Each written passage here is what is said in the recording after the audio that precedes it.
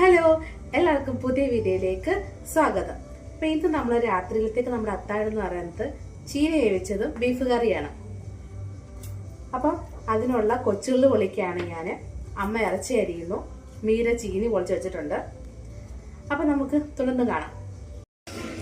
നമ്മുടെ ഇറച്ചി കഴുകി വൃത്തിയാക്കി കുക്കറിലാക്കിയിട്ടുണ്ട്. ഇനി നമുക്ക് മസാലയൊക്കെ ചേർത്ത് നമുക്കിത് അടിച്ചെടുക്കാം. മതി.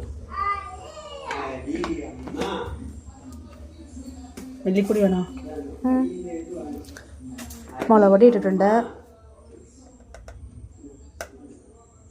കുറച്ച് മല്ലിപ്പൊടി. നമ്മൾ പെട്ടെന്ന് ഉണ്ടാക്കുന്ന ഒരു ബീഫ് കറിയാണ്. കുറച്ച് കുരുമുളക് പൊടി,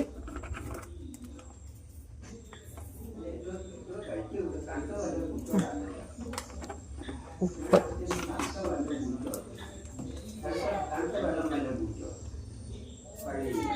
മഞ്ഞപ്പൊടി, ഉപ്പ്.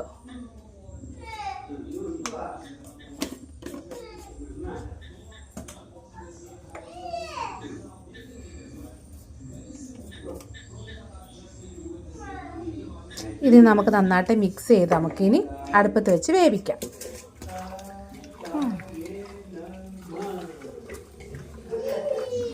അപ്പം അമ്മ ഇറച്ചി അടുപ്പത്ത് വെച്ചിട്ട് ചീനി അരിയാനായിട്ട് ഇരിക്കുകയാണ്. അങ്ങനെ വേഗം നമ്മൾ പണി തീർക്കാനായിട്ട് നോക്കുകയാണേ.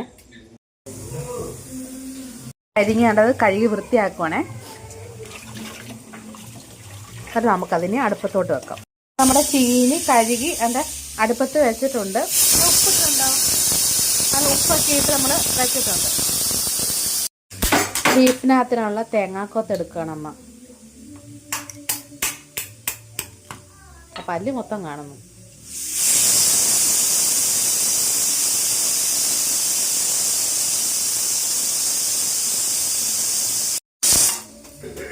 കൊച്ചുള്ളി കളിക്കാൻ മീരയും കൂടി കയറിയതിനകത്തോട്ട് നമ്മൾ കൊച്ചുള്ളി കുറച്ച് 2-3 സവാളയും കൂടി എടുത്തിട്ടുണ്ട്. ഇനി ഇത് കഴുകി വൃത്തിയാക്കി ഇനി ഇതും അരിയണം. വെന്ത് നമ്മൾ ഊറ്റിയെടുക്കണേ.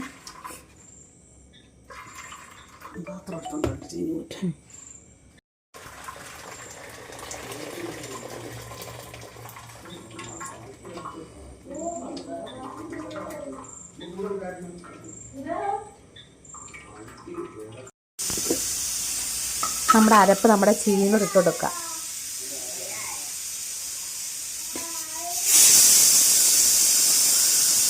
ഇറച്ചി വെന്തിട്ടില്ലായിരുന്നു. അപ്പം നമ്മൾ വീണ്ടും അടുപ്പത്ത് വെച്ച് വിസിലടിക്കുന്ന സൗണ്ടാണ് കേൾക്കുന്നത്.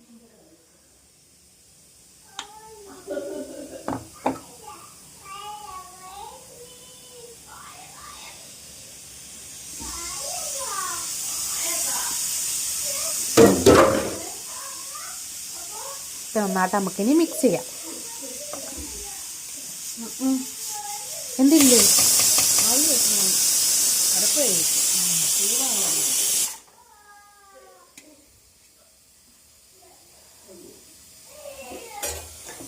അതൊക്കെ ചൂടാവണമെന്ന്.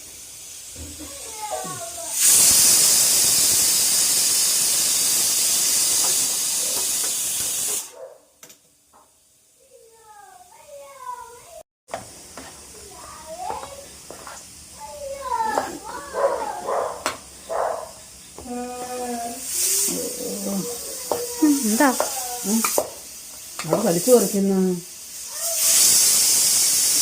സവാളയും കൊച്ചുള്ളി അരിഞ്ഞത്, കറിവേപ്പില, പച്ചമുളക്, തേങ്ങാക്കൊത്ത്, വെളുത്തുള്ളി ഇഞ്ചി പേസ്റ്റ്. നമുക്കിനി തേങ്ങാക്കൊത്ത് കൊടുക്കാം മൂപ്പിക്കാനായിട്ട്.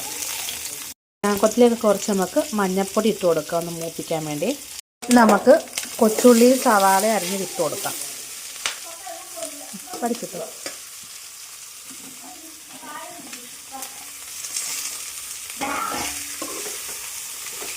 പച്ചമുളകും കൂടി ഇട്ട് കൊടുക്കാമേ. കൊച്ചുള്ളിയും സവാളയും വാടുന്നതിനിടെ നമുക്ക് കുറച്ച് ഉപ്പും കൂടി ഇട്ട് കൊടുക്കാം. വെളുത്തുള്ളി ഇഞ്ചി പേസ്റ്റ് അല്ല, ചതച്ചത്. നമുക്കത് നന്നായിട്ട് വാട്ടിയെടുക്കാം. കരിവേപ്പില ഇട്ട് കൊടുക്കാം.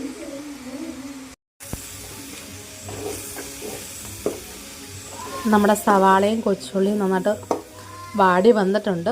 നമുക്കിതിലേക്കിനി മസാലകൾ ആഡ് ചെയ്ത് കൊടുക്കാം. മുളക് പൊടി, മല്ലിപ്പൊടി,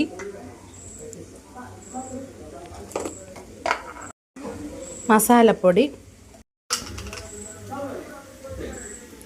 കുരുമുളക് പൊടി. ഇനി നമുക്കിത് നന്നായിട്ട് മിക്സ് ചെയ്ത് ഈ പച്ചമണം മാറുന്നത് വരെ ഒന്ന് വഴറ്റിയെടുക്കാമേ.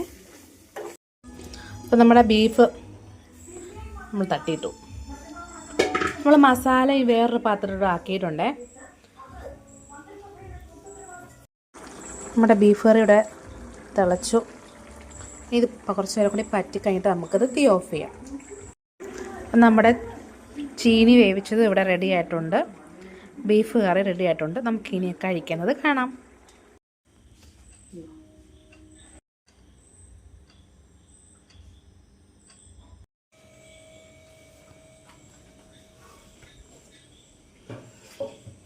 പപ്പാ ചോറ്.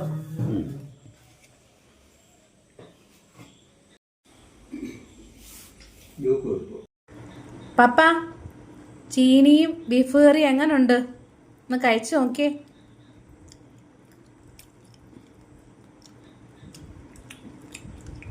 സൂപ്പർ. അമ്മേ എങ്ങനുണ്ട്? അമ്മ തന്നെ വെച്ചതല്ലയോ? അടിപൊളി. മീര എങ്ങനുണ്ട് ചീനിയും ബീഫ് കറിയും?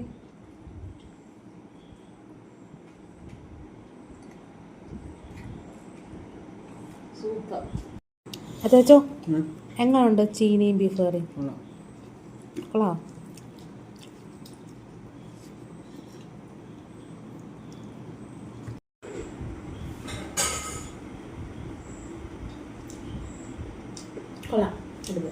അടുത്ത വീഡിയോ കാണാൻ വരെ ബൈ.